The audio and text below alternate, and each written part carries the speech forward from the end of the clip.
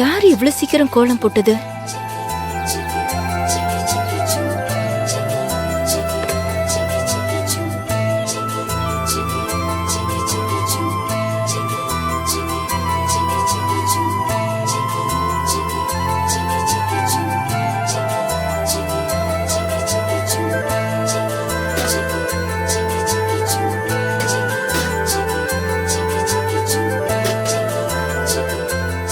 என்ன இது?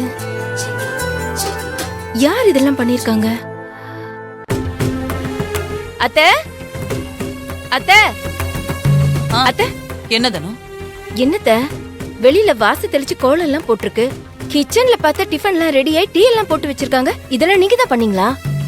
இல்லையே, நான் இப்பதானே குளிச்சிட்டு வரேன். எல்லா வேலையும் நீ தானே பாப்ப. கையில் கூட இன்னும் வெளியில வரலையே. அப்ப வேற யாரத்த இதெல்லாம் பண்ணிருப்பாங்க? தெரியலையே தானோ. அனுக்குட்டி, நீ ஸ்கூல் போகணும்ல, இவ்ளோ நேரம் எல்லாம் தூங்க கூடாது. சித்தி, நான் இன்னைக்கு ஸ்கூலுக்கு போகல. அப்படி எல்லாம் சொல்ல கூடாது. நல்லா படிச்சு பெரிய ஆளா வரணும்ல. வாங்க போலாம், வா.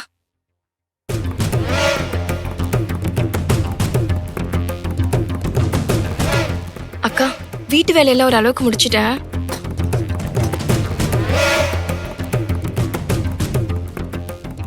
ஏமா, நீ இதெல்லாம் பண்ண? ஆமாக்கா, லஞ்சுக்கு என்ன வேணும்னு சொன்னீங்கன்னா அதையும் பண்ணிடுவேன். ஐயோ, நீ எதுக்குமா இதெல்லாம் பண்ற? எல்லாத்தையும் நான் செஞ்சுக்க போறேன். நீ போய் ரூம்ல ரெஸ்ட் எடு. இதுல என்னக்கா இருக்கு?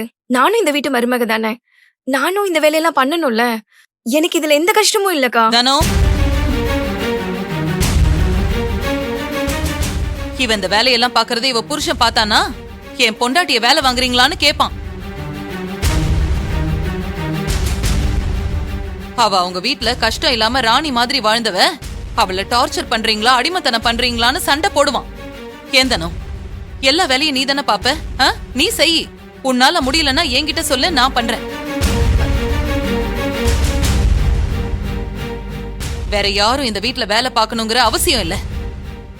எங்களுக்கு கை காலெல்லாம் நல்லாதான் இருக்கு.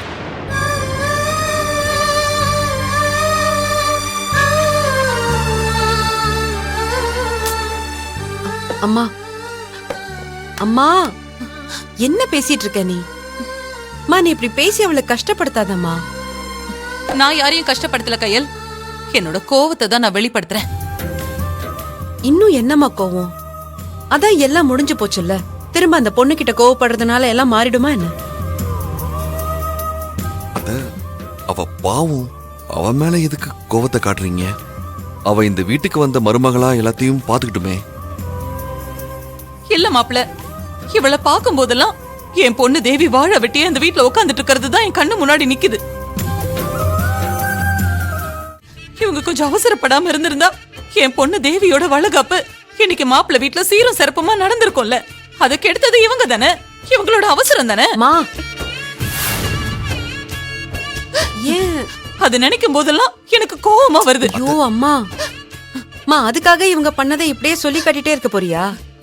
சின்ன பொண்ணுமா அவ, அப்படிலாம் பேசாத. உன் குணம் இது கிடையாது. எல்லாத்தையும் மறந்துருமா ப்ளீஸ். இல்ல கையல், என்னால நடந்தது எதையும் மறக்க முடியாது, மன்னிக்கவும் முடியாது. அத்தை,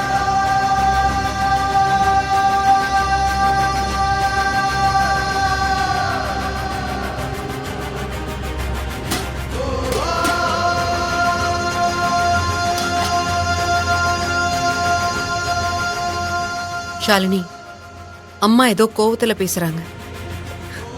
கொஞ்ச நாள் போனா எல்லாம் சரியாயிடும். நீ எதையும் மனசுல வச்சுக்காத. நீ போய் ரெஸ்ட் எடுப்போ.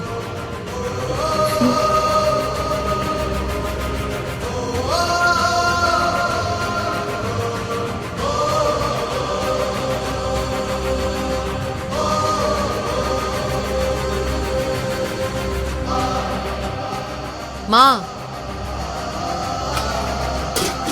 ஏமா இப்படி எல்லாம் பண்ணிட்டு இருக்க நீ?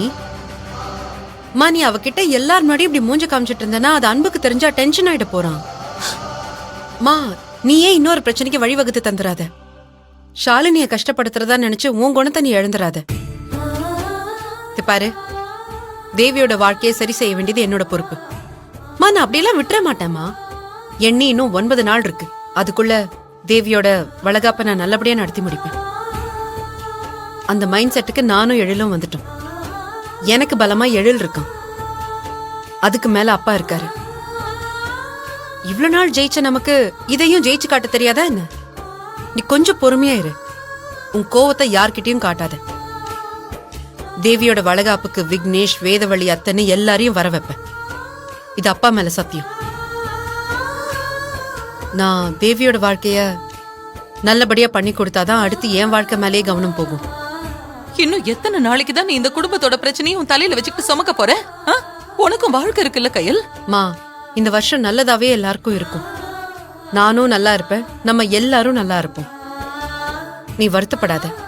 அன்புக்கு நீ கோவப்பட்டது தெரிஞ்சா அவன் இன்னும் கோவப்படுவான். அது தெரியாம பாத்துக்கணும்னு. அனு என்கிட்ட எல்லாமே சொல்லிட்டா. அம்மா இதுக்கு இப்ப சும்மா சும்மா மூஞ்சி காமிச்சிட்டே இருக்காங்க. இப்பவே போய் நான் என்னன்னு கேக்குறேன். அன்பு, ஏய் விடுசாலினி, சொல்றத கேளு அன்பு. இதை இப்படியே நீ விட்டுரு. எப்படி இப்படியே விட முடியும்? அவங்க இப்படி பேசி ஹர்ட் பண்ணிட்டே இருப்பாங்க, நான் பார்த்துட்டு சும்மா இருக்கணுமா? எவ்வளவு கஷ்டமா இருக்கு தெரியுமா? ஏதோ நடந்து போச்சுன்னு விடாம அதையே பேசி பேசி கஷ்டப்படுத்துவாங்களா? ஐயோ அன்பு, இப்ப நம்ம கோவப்படுறதுனால சண்டை தான் வருமே தவிர பிரச்சனைக்கான தீர்வு கிடைக்காது. இந்த பிரச்சனை எல்லாம் சால்வ் ஆகி நாம இந்த வீட்ல சந்தோஷமா இருக்கணும்னா அம்மாவும் அண்ணனும் மனசு மாறி தேவி அண்ணியை ஏத்துக்கிட்டு அவங்களுக்கு வளகாப்பு நடத்தணும். அப்படி ஒண்ணு நடந்தா மட்டும்தான் காமாட்சி அத்தைக்கு ஏன் மேல இருக்க கோபம் போகும். இல்லனா அவங்க என்ன விரோதியா மட்டும்தான் பாப்பாங்க. அவங்க பக்கம் இருக்கிற கோபம் நியாயம் தானே. நம்ம அவங்கள தப்பு சொல்ல முடியாது. நம்ம சூழ்நிலை துணிச்சலா ஒரு முடிவெடுக்க வேண்டியதா போயிடுச்சு. இப்ப இதெல்லாம் முடிஞ்சதுக்கு அப்புறம் இத பத்தி யோசிக்கிறதுனால ஒண்ணுமே மாற போறது இல்ல. நடந்த பிரச்சனையை சரி பண்றதுக்கு என்ன பண்ணணுமோ அத பத்தி மட்டும் யோசிக்கலான்னு. அதான் எல்லாருக்குமே சந்தோஷத்தை கொடுக்கும்.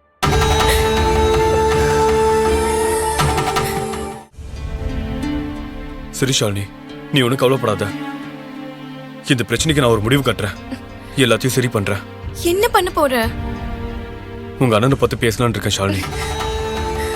ஐயோ, என்ன சொல்ற அன்பு நீ? விக்கி அண்ணா என் மேல செம கோவத்துல இருக்கான். அவனை பார்த்து எப்படி நீ பேசுவ? இங்க பாரு ஷாலினி, என்ன நடந்தாலும் நான் போய் பேசி பார்க்க தான் போறேன். இல்லன்னா தேவி வாழ்க்கையை நாம தான் கெடுத்தோன்னு பேசி பேசி கொன்னுடுவாங்க. உன்னை யாராவது ஹர்ட் பண்ண என்னால தாங்கிக்க முடியல ஷாலினி. இன்னைக்கே போய் நான் உன் அண்ணனை பார்த்து பேச தான் போறேன்.